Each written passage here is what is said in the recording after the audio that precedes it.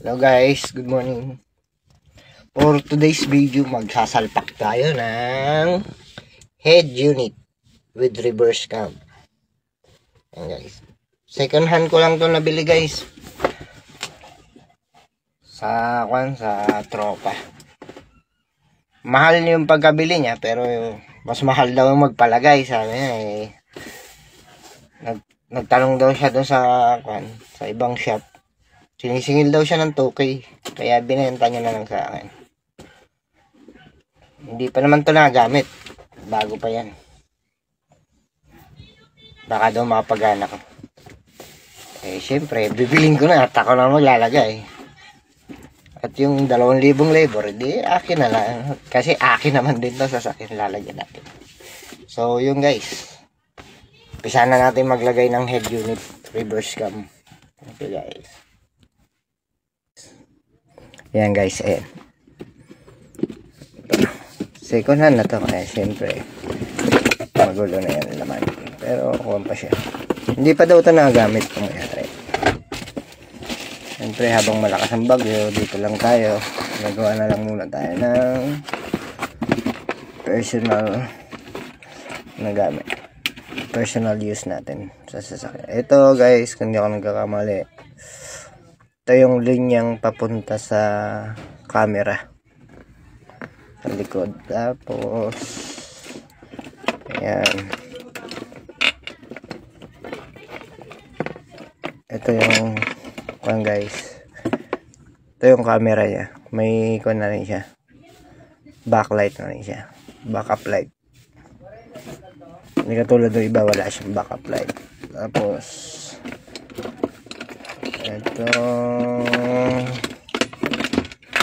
ito sa front cam to guys, front cam. Tapos ito yung sa GPS nya guys, GPS yan, radar yan. Ito na yung ating pinaka head unit. Tapos ito para sa backup light na rin to sa camera sa likod. May mga manual module na rin siya guys, para sa information. Siyempre malabo mata ko, di meron naman tayong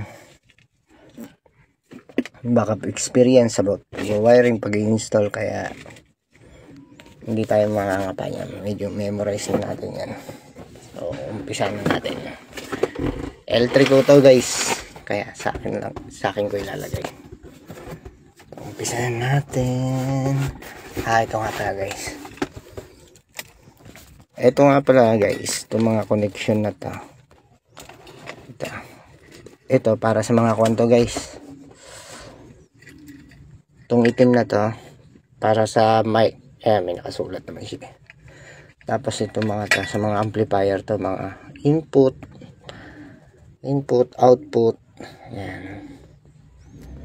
Ito mga video 1, video 2. Ito sa mga may head unit sa mga upuan sa likod. May additional na screen monitor or TV. Yan. Yan yung video 1, video 2. Ito yung ito yung mga output ng front left, tapos front right, tapos mga kanyan. Basta sa amplifier yan guys. Ito sa amp control, para automatic magsuswitch yung ating amplifier. Yan, antenna. Yan guys. About sa ito naman yung mga power supply niya guys. May na to, may built-in fuse. Yan guys, bali 10 amps yan. Ito illumination light. Nilalagay ito sa park light. Yan. Yan guys. Tapos ito key 1,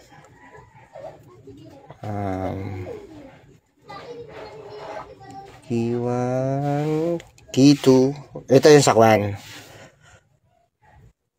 Hindi ako nagkakamali. Ito yung papunta sa manubela control. Tapos ito guys, ito yung papunta dun sa harness natin sa backup camera. Mamaya itatap natin yan guys. Tapos ito yung steady power ng galing sa susian. Tapos itong pula AC, syempre yung black body ground. So umpisa na natin guys. Minsan na wala akong kasama kaya medyo mahirap maglagay. Umpisa natin dito. Ito nga pala guys, ito yung papunta doon sa reverse cam. Ito yung papunta dito sa itong yung kanina, itong mahaba na to na harness papunta sa likod. Yan guys, yan. Dito papunta yan guys,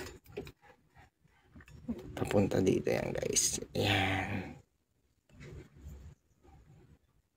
Tapos huwag yung kalimutan na lagyan dito ng tape pagkatapos para for safety.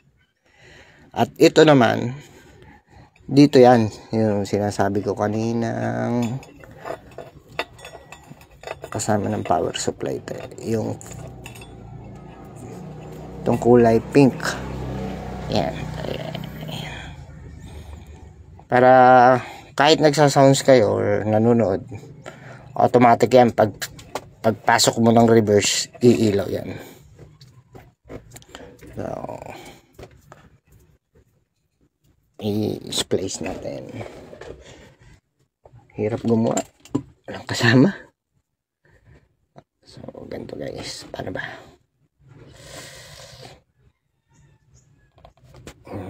Dali ah. Mag-isa lang tayo. I-splice ko muna. Yung mga power supply niya guys. Tapos ito nga pala. Ito yung USB niya. USB. Pwedeng charger. Pwede rin sa camera yan guys. Front cam yan. Yan guys. Ito yung front cam. Front cam. So hindi ko muna yan nailagay. Tapos ito. Dito yung lagay ng antenna guys. FM radio antenna. Tapos itong isang port na to, GPS yan guys. GPS. Itong nakalagay dyan guys. Ito. GPS connector. Yan. Paglagay natin guys, ito kailangan itong sensor na to, hindi ito nakatago. Dapat ito nakalabas lang, either sa gilid, sa gitna, or kabilang gilid. May takip kasi akong yung windshield ko may takip. Para hindi mag-reflect yung liwanag sa labas. Ayan guys. So yung guys. Umpisa na natin i-connect. So ayan na guys. Kakatapos ko lang install yung wiring. Pinagapang natin sa chassis. So AC para mag power on. Ayan. Tapos switch ko na ulit ng ignition. Ayan. Kasi dyan nakakonect yung ating fuse ng backup.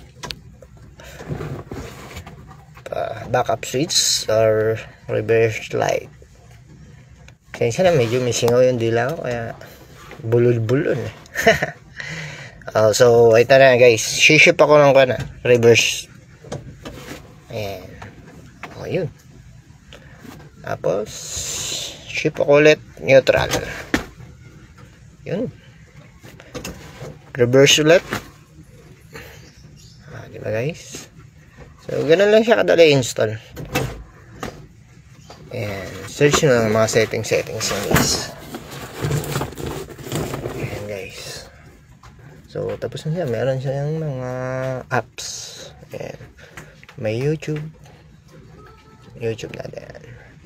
Kaso walang signal eh. May na yung wifi ko. Sharing lang tayo. Balik natin. Balik. Yun pala. Nag-connect na siya. Hindi na tayo magpatugtog. Mag-copyright pa tayo. So, balik tayo. Back to home base. Home screen. Ayan. May games din yan. Hindi na ko. Tinesting ko lang mag-download ng games. Ayan. So, balik. Ayan. Low loading siya. Balik na tayo ulit sa home screen. Ayan. Pwede nyo downloadan ng kung ano-ano yan. Music, movie. May USB port din yan. Para kung meron kayong extra movie dyan. So, yun guys. Sana nakatulong. Hopefully, nasundan nyo yung ating guide sa pagkabit ng head unit. Ang head unit ko nga pala ay ito. Gear Elect. 5,000 plus daw yata ngayon to, sabi ng may-ari. Sinisingil siya na ng 2,000 for installation. Kaya binenta niya na lang sa akin. Nang syempre murang halaga. Hopefully kahit papano naikabit ko naman. Kaya maraming salamat. Okay guys, thanks for watching. God bless.